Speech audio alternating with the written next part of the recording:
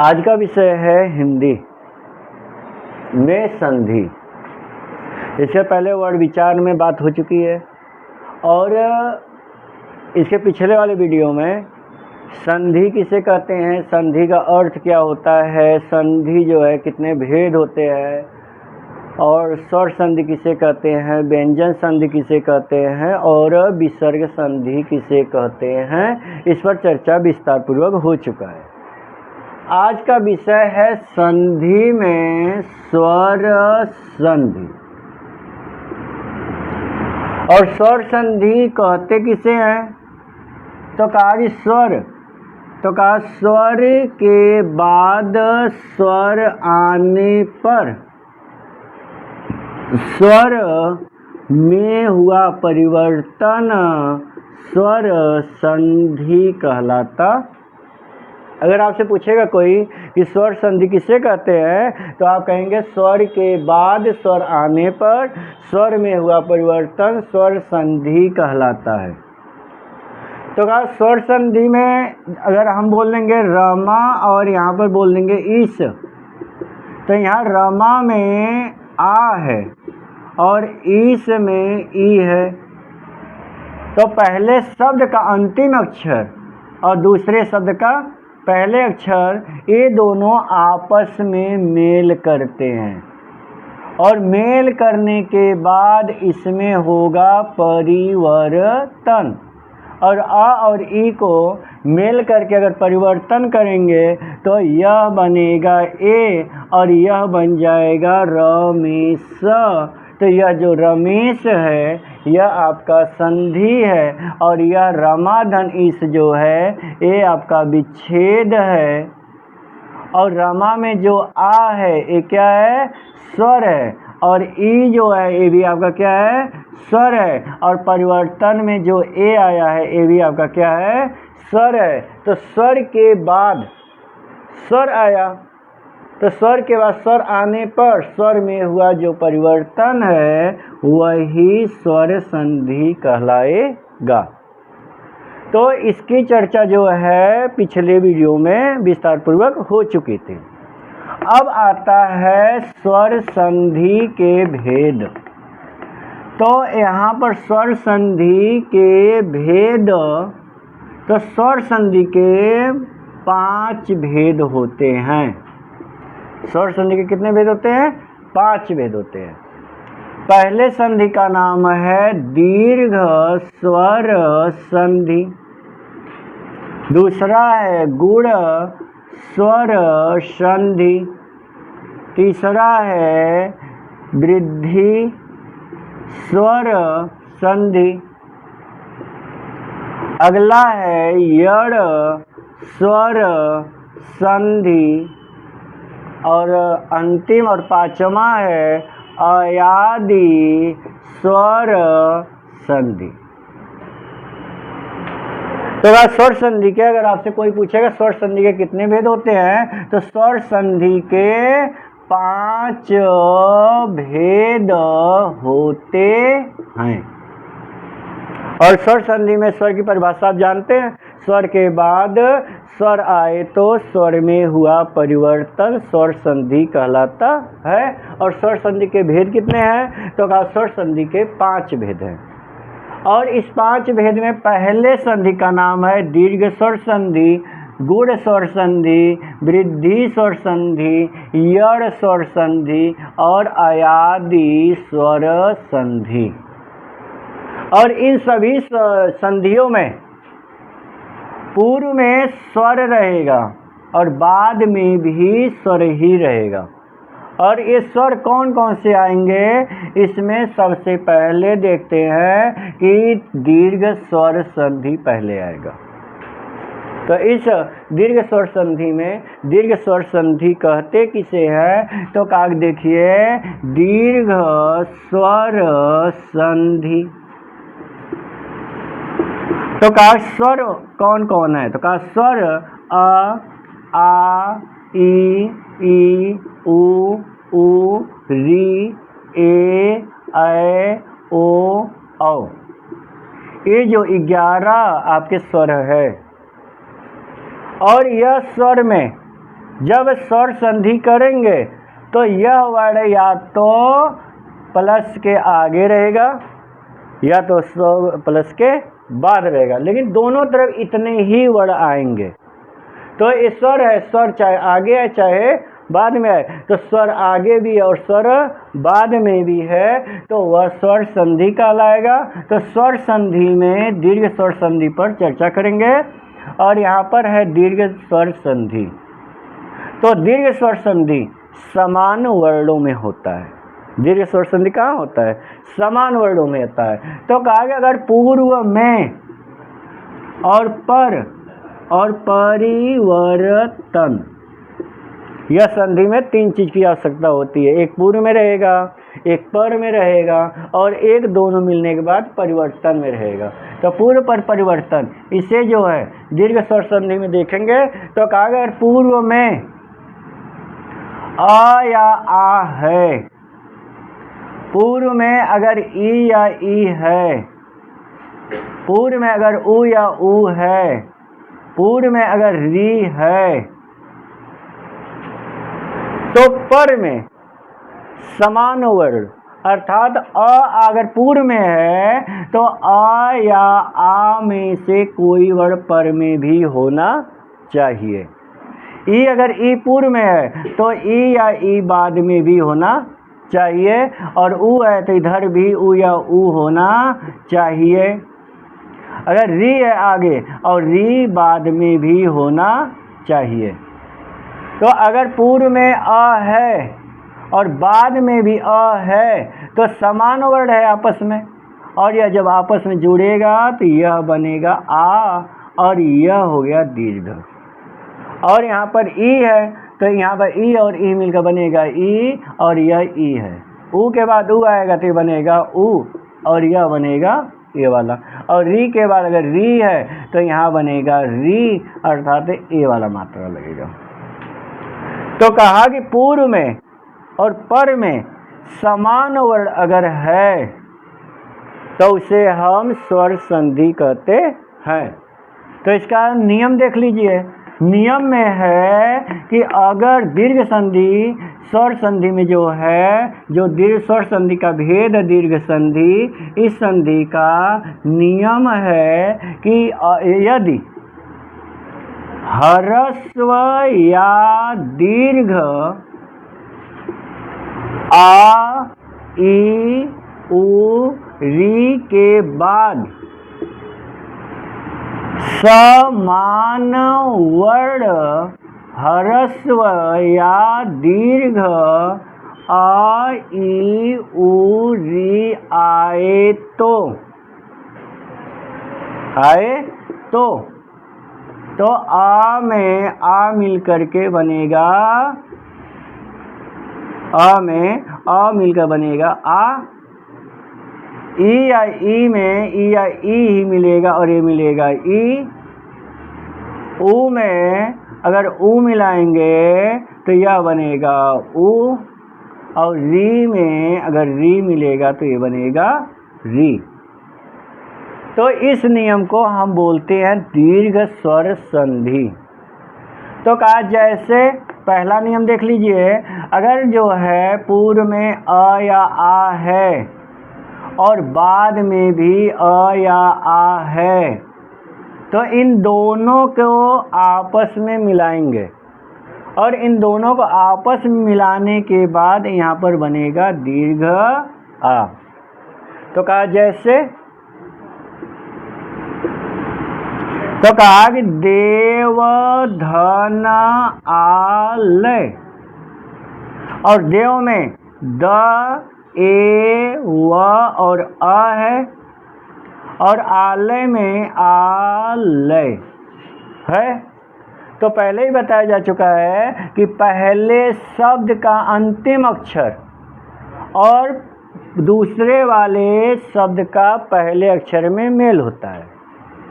तो यहाँ देव में अंतिम अक्षर अ है और दूसरे शब्द का पहला अक्षर कौन है? आ है। तो अ के बाद अ आया, समान वर्ण हुआ। इस समान वर्ण में अब दीर्घ संधि होगा, तो आ के बाद अ आया तो यहाँ क्या बनाया गया? आ, और यहाँ पर बचा कौन, द, ए और व, और ए बन गया देव, और यहाँ बच गया लय, और ये आपस में अब मिला देंगे सभी शब्दों को, तो यह बनेगा देवालय। तो इस देवालय में आपका दीर्घ स्वर संधि है। तो आप यहाँ पर जो ध्यान देने वाली बात है दीर्घ स्वर संधि में, यहाँ पर ध्यान देने वाली बात सिर्फ इतने है कि अगर पूर्व में जो वर्ण आपको मिलेगा बाद में भी वही वर्ण होना चाहिए।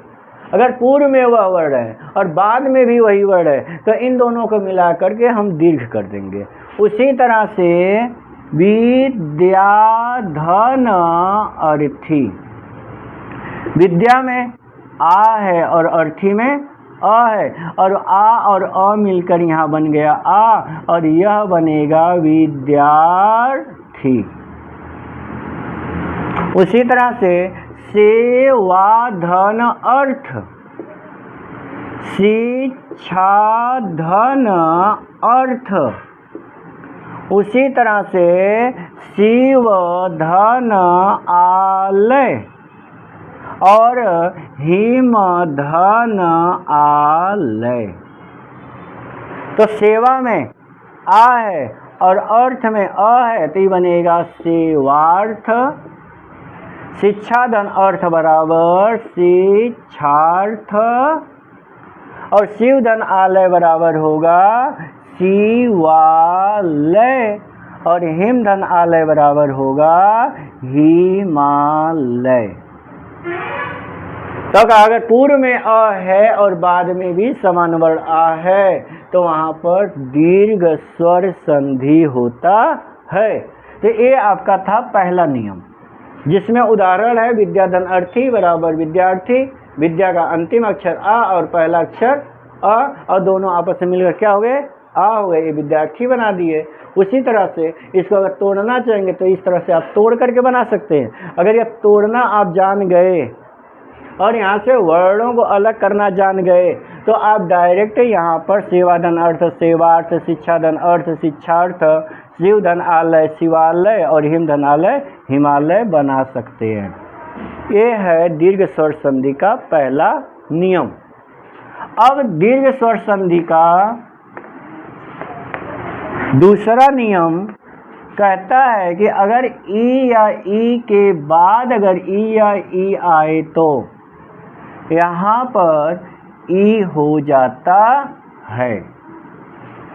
तो अगर पूर्व में ये दूसरा नियम है, अगर पूर्व में ई आए और बाद में भी ई आए तो ई का उच्चारण स्थान तालु है और इस ई का भी उच्चारण स्थान तालु है, तो दोनों का उच्चारण स्थान सेम है, इसलिए इसे बोलेंगे समान वर्ण या समान वर्णी वर्ण। तो यहाँ पर स्वर, तो यहाँ पर ई मिलाकर ई आया तो इसका उच्चारण स्थान तालु है, इसका तालु है, तो उत्तर में भी कौन आया, तालु ही आया, इसलिए इस समान वर्ण कहा गया। ये सवर्णी है आपस में। तो ये कहा जैसे श्री धन ईस, अब श्री में आप जब तोड़ेंगे तो यह बनेगा श्र ई और ईस। अब यहाँ पर ई है और यहाँ ई है और ई मिलकर बना देंगे ई और यह बनेगा श्रीस। यहाँ क्या बनेगा, श्रीस। उसी तरह से तीसरा नियम दीर्घ स्वर संधि का,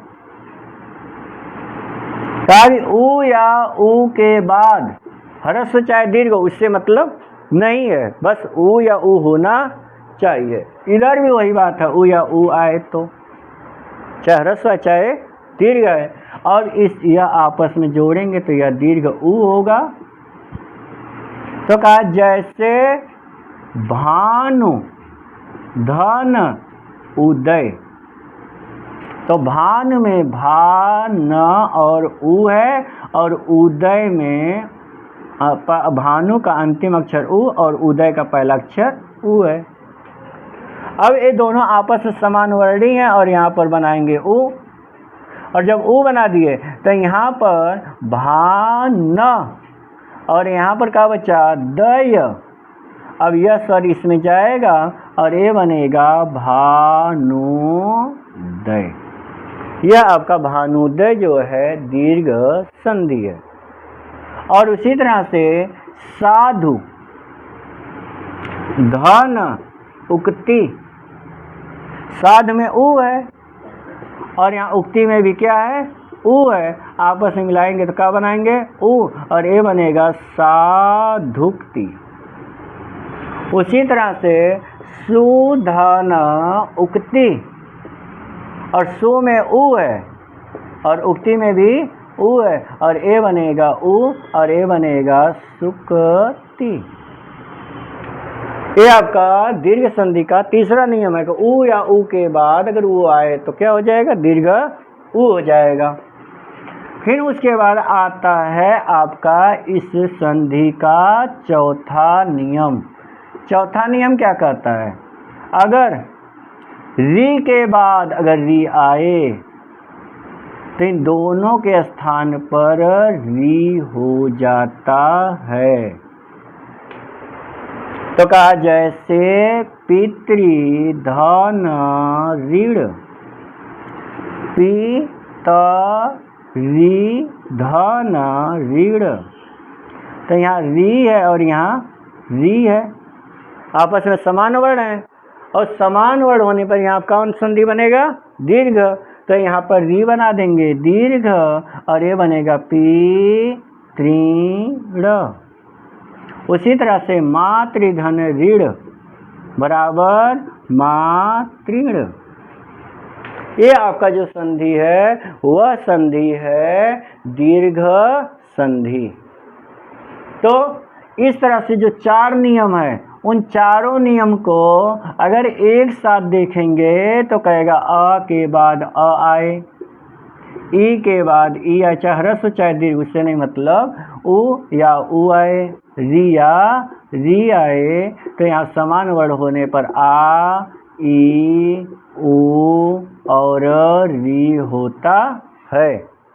तो ह्रस्व या दीर्घ पूर्व में ह्रस्व या दीर्घ अ, ई, ऊ, री आए और उसके बाद अगर समान वर्ण अ, ई, ऊ आए तो आपस में यह आ, ई मिलकर ई, ऊ मिलकर ऊ और री मिलकर के री हो जाता है। यह है सामान्य दीर्घ स्वर संधि का नियम और उसके उदाहरण।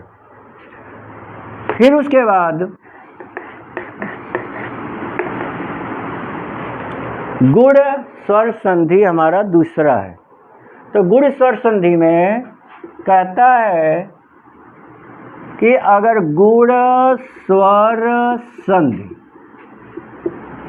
गुण स्वर संधि क्या कहता है कि अगर पूर्व में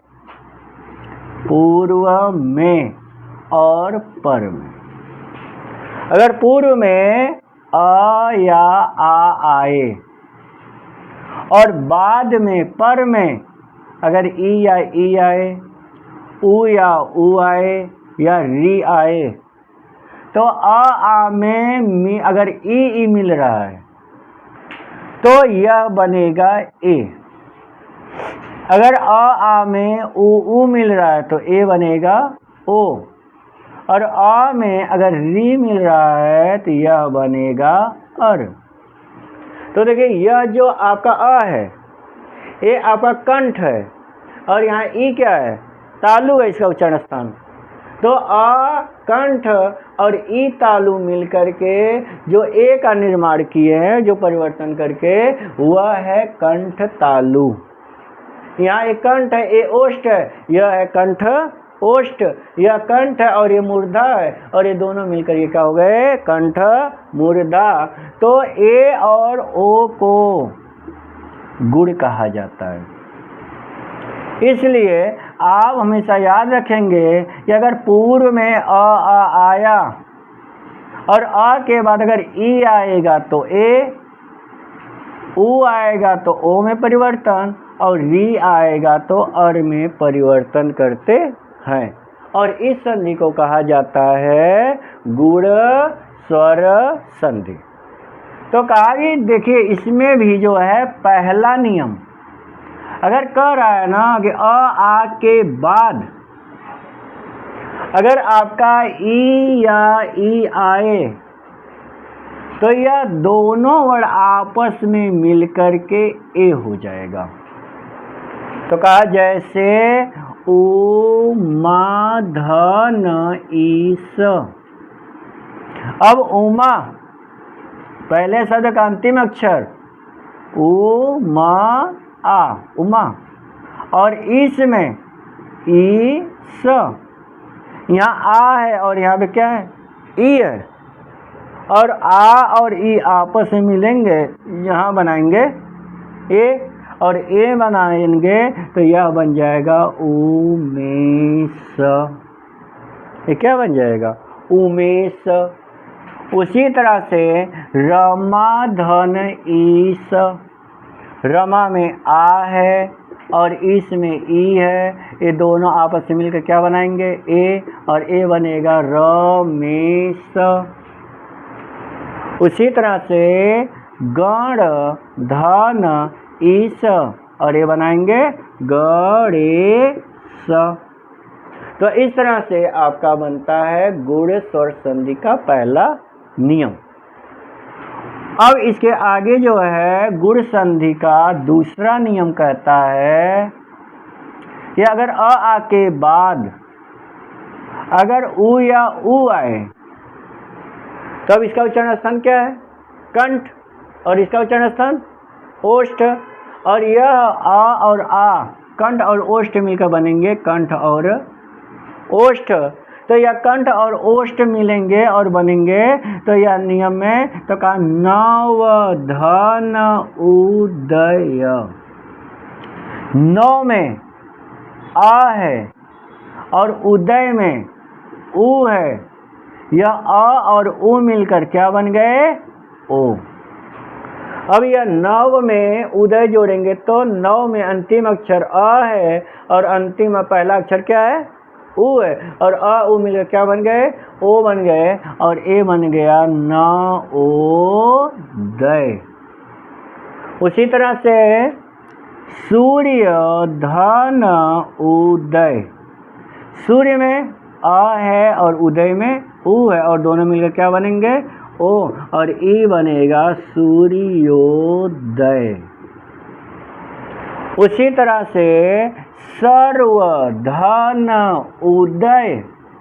तो सर्व में पहला अक्षर क्या है अ और दूसरा अक्षर क्या है उ आपस में मिलेंगे तो ये क्या बनाएंगे ओ और ई बनेगा सर्वोदय। तो अगर आपसे पूछेगा नवोदय में कौन संधि है तो आप बोलेंगे गुण संधि। सूर्योदय में गुण संधि और सर्वोदय में गुण संधि।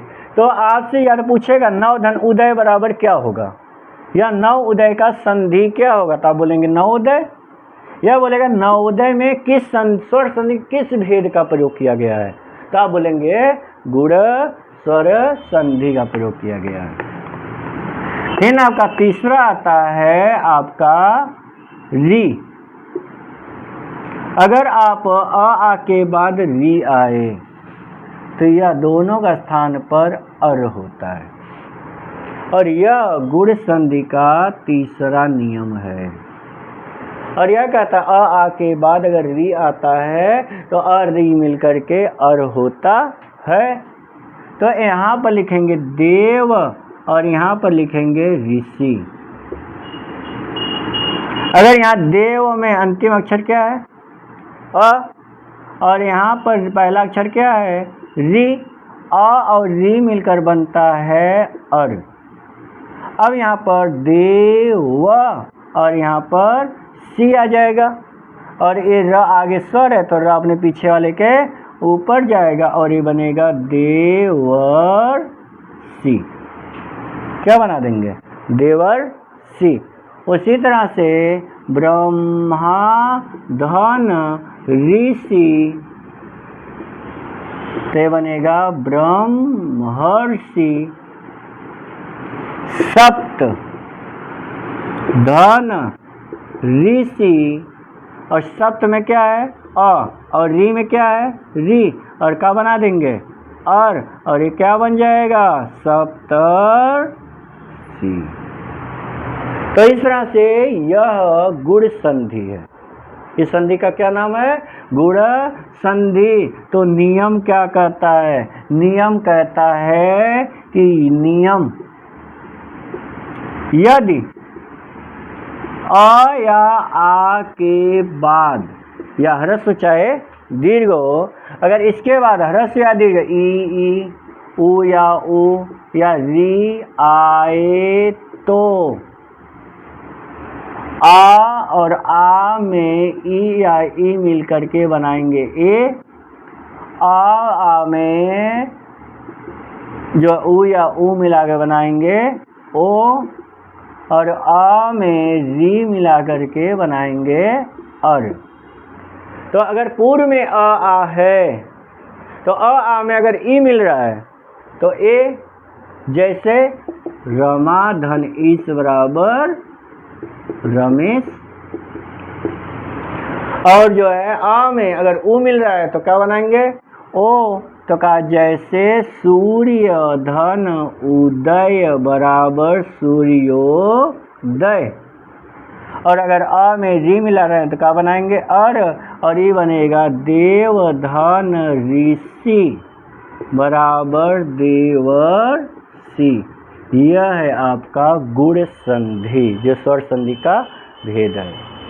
तो इस तरह से दीर्घ और गुण संधि पर विस्तार से चर्चा की गई। अब अगली संधि है वृद्धि संधि।